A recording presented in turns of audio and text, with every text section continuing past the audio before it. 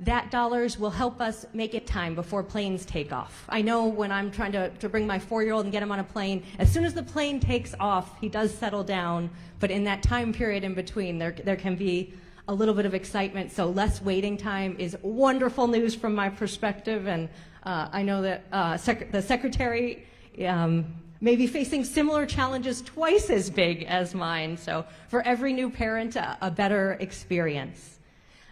This investment will also help us make sure that we can begin the process of realigning ground transportation and making so many more important investments. Today, we're standing in the future 8th concourse of Terminal 4. This will be home to additional flights for Southwest Airlines. It will have local shops and amenities. Phoenix Sky Harbor has been recognized for the great food and beverage here, including local beer, local barbecue. You can have a taste of Phoenix as soon as you hit the ground and really begin your vacation when you are here. Sky Harbor is a showcase for the best of Phoenix, from our food and beverage to our amazing views. We've installed new environmentally friendly windows to reduce energy use, but still allow people to enjoy the vistas of America's city with more acres of park than any other American city, and you can see them right from these energy efficient windows. We're going to continue to make these investments with our strong partners. I want to thank McCarthy Construction, the general contractor for Terminal 4 Concourse, and I want to thank Banachke Construction, who's the general contractor for the apron outside of this concourse. We've had so many partnerships. The infrastructure bill is creating great jobs and really being a power for the next careers of the future. We're also working with the airlines that will be in this area to make sure we are investing in the careers of the future. They are working with us to talk to local students in the high schools that the Vice Mayor and Councilwoman Guardado represent along with me about aviation careers, whether it's working on mechanical careers or just how much more than a mayor an airline pilot makes these days. They've brought in the Girl Scouts and other partners to learn about what aviation means for the future. So just one of the many ways that Sky Harbor is really building both the connections of the future, the careers of the future, and in helping support families in our communities. The investments we are making in partnership with the federal government will also include improvements in garage lighting, solar installations, sustainability, and replacement of our traditional fleet vehicles with electric vehicles. We're excited to see the construction as well on our SkyTrain, which will carry 79,000 people per day when it's done, and really help make sure people get a great experience, whether you're going to the light rail or going to the rental car facility. Sky Harbor hopes to lead the way and also put equity at the forefront. We are investing in technology that allows more ADA compliance, including a hearing loop that you can see today, and we're proud to be a dementia-friendly and autism-friendly airport. I know that's something that's meaningful to several of us who are here today. So this is a people-powered airport, and we really look forward to continuing to do even better in that way. We are lucky to have great partners in doing so. Senator Kelly has been working with us hand in hand for quite a while. We are lucky to have someone who is such an experienced aviator. We'll try to explain concepts to him, and he's already ahead and knows about the great innovation, and that is helping us make sure Sky Harbor continues to lead the way. So please welcome our Senator Mark Kelly.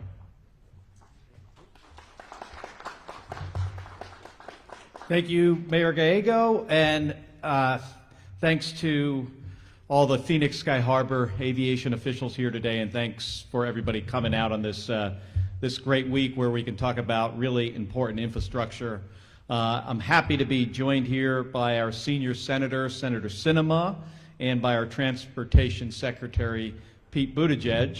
When I was here last, we were only getting started on this infrastructure bill, rolling up our sleeves to work towards solving our nation's pressing infrastructure problems. Republicans and Democrats doing this together. And now I'm happy to say it's law, and it's going to change so many lives for the better here in Arizona, putting folks to work, tackling supply chain issues that are raising costs for families. Our airports are connectors for tourism and trade. They're key economic drivers for our state. This is probably the biggest economic driver in the state of Arizona.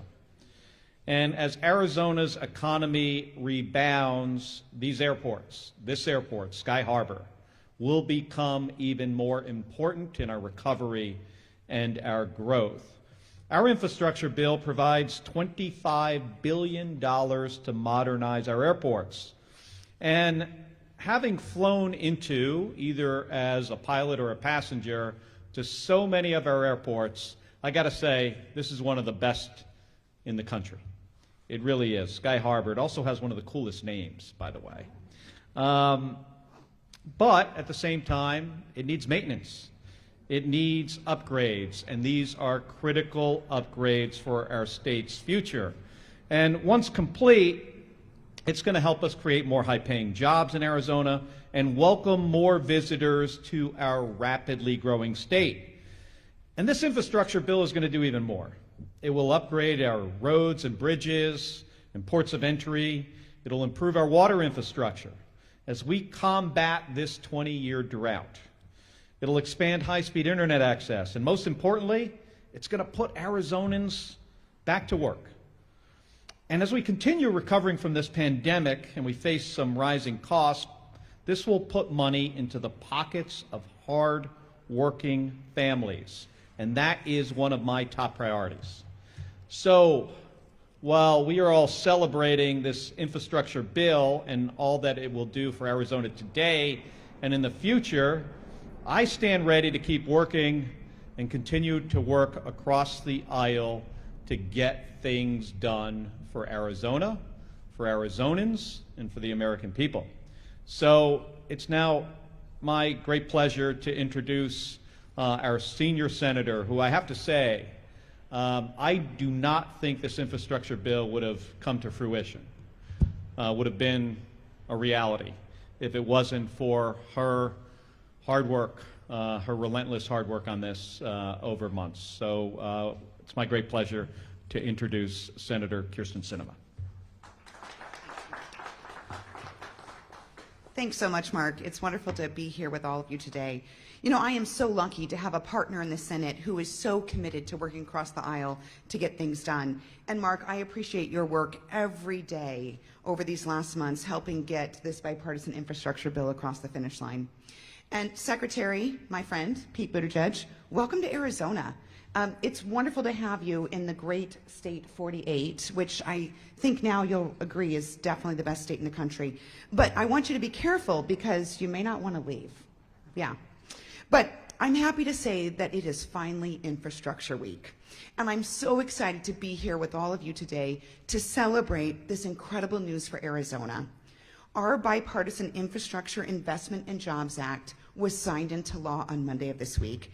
And as Mark mentioned, I was honored to lead the Senate negotiations, shaped by input from Arizonans that will make America stronger and ensure that we're creating more jobs. You know, for decades, American infrastructure has been crumbling. And for decades, progress on this issue was blocked by partisanship. But our law now makes historic investments for everyday Arizonans, from better roads to stronger electric grids to cleaner water to faster internet. And our plan will create millions of jobs without raising taxes on Arizonans. You know, states like Arizona that are facing historic drought will see billions of dollars to strengthen our water systems throughout the American West. Communities in our state will see historic investments to prevent and recover from wildfires. Land ports of entry, which are key national security infrastructure and commercial hubs, will see major upgrades, including 2 ports of entry in Arizona. And our bill makes significant investments in tribal communities' infrastructure, including all necessary funding to complete authorized Indian water rights settlements. But beyond historic financial resources, our plan includes a significant update to transportation policy, from strengthening public transit in mid-sized communities to new technologies that prevents impaired driving, to new federal positions that raise the voices of tribal communities in our infrastructure policy. And as chair of the Senate Aviation Subcommittee, I also ensured that our law include major upgrades for every airport in Arizona and across the country. And at my personal favorite airport, of course, Phoenix Sky Harbor. Arizona leads the nation in aviation and technological innovation, and our airports are major economic drivers for our state and country. We all saw that as we were driving in or out today. And that's why our new law delivers hundreds of millions of dollars directly to Arizona airports over the next 5 years, which, as Mayor Gallego said, over $216 million coming right here to Sky Harbor. And this funding will not only repair and upgrade terminals, as you see here, we'll also be working on runways, taxiways, and air traffic control towers. And our historic investment will create jobs, improve passenger safety, boost tourism, and ensure that we continue to lead the aviation industry. And I'm excited to continue working with Secretary Buttigieg and a host of federal agencies to ensure that Arizona gets every single dollar it deserves from this new law. Because strong and reliable infrastructure represents a lot more than just pipes and pavements. It represents opportunities for Americans to visit their loved ones, for new businesses to open and compete globally, for veterans to access telemedicine, for children to learn in safe and effective ways. And the bipartisan collaborative way that our plan was negotiated perfectly represents my approach to delivering for our state. You guys have heard me say this before. Folks often say that bipartisanship is dead in America. And we are often asked to accept a new standard by which important policy can only happen on a party line. But we promised Arizona something different. And it's the easiest thing in the world to just line up on one side or the other of a political battle. But what's harder is getting out of our comfort zones, forming coalitions, making unlikely allies to deliver lasting results. And this law is what it looks like when elected leaders ignore the rhetoric on either side. They put aside those cheap political attacks and instead put their energy into delivering lasting results that matter to everyday Americans. I was incredibly proud to lead this effort, and I'm equally proud to work hand in hand with Senator Kelly, Mayor Gallego, and Secretary Buttigieg, who will talk to us about how he's going to ensure that our law is implemented appropriately for Arizona. My friend, Secretary Pete. Well, thank you so much, Senator, for your leadership of the negotiations that led us to this infrastructure law. Thank you, Senator Kelly, for your support and your engagement from the very beginning of this effort. Thank you to Mayor Gallego, a longtime friend who has the most demanding and rewarding job in America, I think, being a mayor. And that job has only become more difficult and demanding since I was mayor myself. But I will say, I wouldn't have minded when I was mayor getting the kind of help on the way from Washington that we now have coming by way of this infrastructure law. Thanks again, in no small measure, to the leadership of the Senate delegation from right here in Arizona. On Monday, you saw so many of us, Senator Sinema and I, among others, on stage with the president on a chilly Washington November day as he signed into law. And seeing that, we saw conservative Republicans, progressive Democrats, moderates from both parties, standing with a president celebrating with shared purpose meaningful and important, indeed generationally important legislation. I think seeing that was not only good for infrastructure, it was good for democracy. You know, not everybody believed the president when he said that with the right kind of leadership and the right kind of engagement, we could come together and solve big problems. But that is exactly what this legislation represents. You heard the numbers earlier. Of the $25 billion for airports, so much will be coming to the very important airports here in Arizona. I could say the same of the over $100 billion for roads and highways around the country. The funding that will help our ports, yes, our seaports, but also our land ports of entry that are so important in this state. Transit, which we had a chance to celebrate with our FTA administrator earlier today as we saw Valley Metro striving for an ambitious vision to connect people in the future, one that will have benefits of reducing congestion and pollution and making it more affordable and easier for people to get to where they need to be. All of this is building toward not just immediate economic stimulus, but long-term economic strength for the United States of America. And I know that it pleased the competitive instincts of this administration to be able finally to note that we are, for the first time in a while, not being outpaced by China when it comes to the pace of investment in the infrastructure in this country as of Monday when that bill was signed into law. This is going to benefit safety, it's going to benefit climate, it's going to benefit equity, it's going to benefit economic development. It is, in short, going to prepare us to win the rest of this century. And while in a lot of parts of the country the story is about crumbling and dated infrastructure, I have to say in a place like Arizona, much more than that, it's about getting ready for the implications of the growth that we see happening and doing what it takes to really sustain that. And that's where I'm always especially delighted as we make these site visits, and we chose this site for a reason, to see the jobs that are being created, to see the hard hats and the safety vests. And the jobs, of course, are not only those that are directly involved in constructing and repairing our nation's infrastructure, but the ones that are supported. You don't have to work in transportation like we do to benefit economically from better transportation options being made available. So we are delighted by the passage of this law, and we are also mindful of the challenge that is represented by efficiently and effectively delivering it. We know that there are high expectations both in terms of the results and in terms of the accountability when it comes to making sure that we take a very, very, very large sum of taxpayer money and put it in the ground to get real results. So with that, I think you'll be seeing us early and often, closely following the progress that's made at facilities like Sky Harbor and around the country. And I think we have a little bit of time for questions, and I'll leave it to Carrie to call our timing on that front. Yeah, we're going to start with Laura with ABC.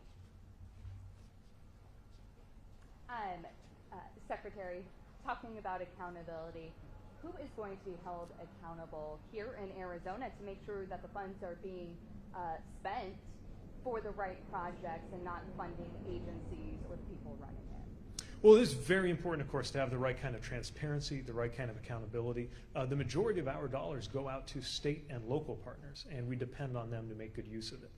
Now, that's where the controls that we have at a federal level, from the Inspector General in our department to all of the mechanisms that exist within my office, are going to help make sure of that. But I also recognize at the end of the day, it falls on us as a department to make good use of those dollars. And I can tell you the President made clear in no uncertain terms at our cabinet meeting on Friday his high expectations that each of us in the cabinet takes responsibility for the effective and efficient use of those taxpayer dollars. We're going to go to Deborah with Arizona Republic. Hi, Secretary Buttigieg. We last met on Highway 347 on the way to Octane. That's all right. So I have one question for you and then one question for the senators. I'll make it really quick because I know we don't have a lot of time, but I know that there was money set aside for transportation projects on tribal lands. Yes. But a lot of the roads to get to tribal lands are extremely dangerous. For instance, we just had another fatal wreck on Highway 93 this morning. And 347, well, you saw how often Yep. there are wrecks there. What controls are you going to put in place to make sure that these vital rural corridors get just as much attention as I-10 and 202 here in Phoenix? Yeah, this is so important, and you're going to see this reflected both in our discretionary and mandatory spending. We have got to make sure that spending is equitable and effective, and that includes making sure underserved rural and tribal areas are going to see the benefits. And that is something that our congressional funders and overseers made very clear in the framing of this law. Let me point to a couple of things. First of all, for the first time, we have a $6 billion Safe Streets for All fund. And yes, sometimes that means making sure there is a well-designed intersection in the middle of one of our biggest and busiest cities. But sometimes it means making sure that those rural roads are as safe as they could be. We've come to accept, as a country, the fact that, look, every one of us can picture someone in our lives who was killed in a traffic crash. And we just think of that as normal. It's as if our country was in a war. We can't accept that in the long run, and these funds will help us deal with that. But it overlaps with equity concerns because tribal citizens have disproportionately severe rates of loss of life in traffic crashes, as we saw when we were the Gila River leadership and when I saw you last. So that's where I think there will be a really important overlap between the funding that is dedicated for and destined for rural and tribal lands and the funding that is dedicated for and destined for safety. And we're going to look for that intersection. And of course, we won't have all the answers in Washington. It's why the Tribal Nations Summit held at the White House was so important this week. And we will continue close engagement with our tribal partners and with rural leaders to make sure those dollars are well spent. And I just have one quick question for the senators, a general infrastructure question. You know, we're building a renewable grid, you know, solar panels, wind power, other things. Those are going to require a lot more metal. And we already are seeing the effects of mining on our groundwater use, on toxic tailings. And I'd like to know, what positions do you guys have to ensure that this new renewable grid will not be built on the backs of indigenous peoples like the current grid we have now is? I'm actually really glad you asked that question because this was an area of very specific focus when we crafted the bipartisan infrastructure law. Senator Jeanne Shaheen and I worked closely with Senator Manchin on this effort. In the energy portfolio portion of the bipartisan infrastructure law, we specifically talked about metals and mining and how to be less extractive in the work that we're doing as we modernize. And it's more than just the electrification of the grid. As we also begin to transition to electric vehicles, which as you, I'm sure, are aware, the largest investment in our nation's history in building an electrical vehicle grid and also investing in the technology and the work that it takes to create that electrical grid. We specifically included provisions to be non-extractive, to ensure that we are thinking about sustainability for the future and that we're thinking about how to do this in a way that is sustainable in the long term. You'll also see that we're continuing to talk about this issue as we're working on the next piece of legislation, which is the Build Back Better, still under negotiation. There are additional provisions regarding electric vehicles, electrification of the grid, and the larger issue of EV and solar as we move forward. The last point I'll make is that as we were working through this legislation, specifically targeting this, we also talked about the need to partner another piece of legislation that I've been working on for years. Senator Kelly is also working on this, and that's legislation that ensures that at the U.S. level that we're managing our own microprocessing, that we're doing our own chips, and so that we're no longer reliant on foreign sources for that technology because of the national security issues, but also because of the extractive concerns around the implication of historically underprivileged communities. And Mark might want to talk about that for a second too. Well, let me just add that we're a mining state, you know, copper mining, gold, silver, even, you know, one time uranium. And we've got environmental issues because of those that we have to address. And in, you know, recent decades, we've learned more about the chemicals that, and even from minerals and from mining that go into our water. We just have to be aware of it. We've got to do things to make sure that we have clean water. In this bill was a tremendous amount of money added that I focused on for PFAS removal. You know, PFAS comes from AFFF, which is a firefighting chemical that are used at places like airports, especially military airports. But we can remove that from our water. Clean water, clean air is so critical, and that's why in this legislation we have put a focus on that. Now we're going to Kristen with the New Times. Thanks so much. Secretary Buttigieg. So we're moving forward in the process for Interstate 11 here in Arizona, and I'm not sure if there's money in this particular bill for that, but maybe down the line. Do you think it's a smart investment to, you know, build a sort of brand new freeway at a time when, you know, folks are looking at more multimodal options?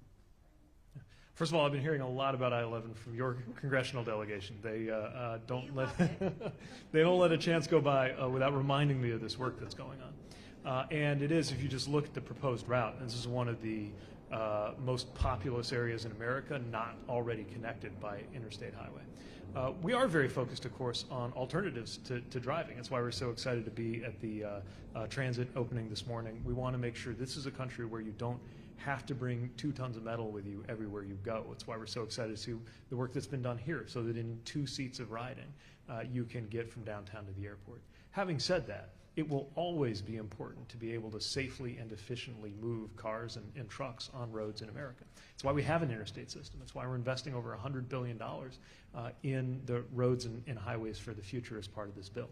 And so, of course, I will defer in many regards to project sponsors and the local and state leaders who need to be on the forefront of this. But I will say that we have now more funding available, both in terms of the formula funds and in terms of grants that can be used, among other things, for making sure that the road designs of the future aren't the same as they were in the 1950s. I've talked a lot about the equity implications of how roads were designed and how we've got to do that differently for the future. The same could be said of the safety implications and certainly the climate implications of how roads are designed and built. And that's very much going to be on our mind anytime we repair or expand any element of the national highway system. I'll say one quick thing. The construction of I-11 is really important as a corridor for trade, and that's very, very important for the economic future of Arizona. That being said, it's also incredibly important to use multimodal strategies, which is why in the bipartisan infrastructure bill, we created the largest investment in our country's history in both transit and rail.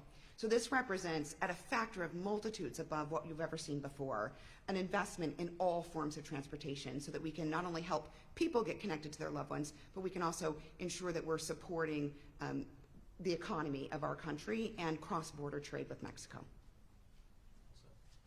We're going to go to Ben with KJVD. And Senator Sinema has time for one more question. Questions for Sinema and Kelly.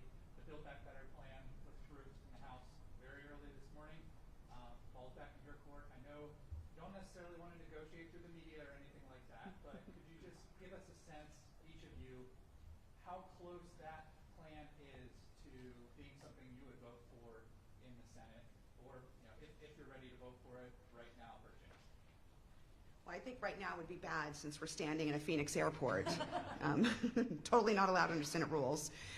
Ben, you were right. I don't negotiate in the press, but what I will say is that I'm continuing to negotiate in good faith with both President Biden, the White House, and my Senate colleagues. And as I said several weeks ago, I'm looking forward to getting this done. Yeah, I'll say the framework of the legislation, it's there. I imagine this is going to take weeks more to get to the point where we're going to have a vote on it and hopefully get it across the finish line. There is some there's parts of this legislation that will really help Arizonans. Lowering drug prices for seniors being one. Helping families who need it. With child care. I mean, pre-K, 3- and 4-year-old pre-K has a lot of implications throughout our society, but there is more work to do on it. All right, it's Patty with Indian History Today. Senator Sinema, I saw that you all stick on. All right. Sorry, which way? Sorry, Patty. Hi.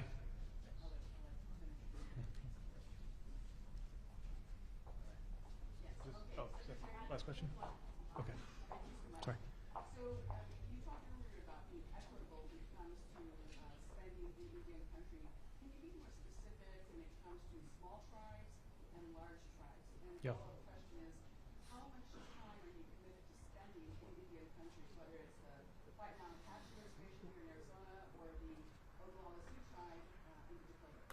Well, the point about small and large tribes is well taken. Let me mention that programs that we have in our department, like the Tribal Self-Governance Program and others, are going to be reinvigorated thanks to this legislation.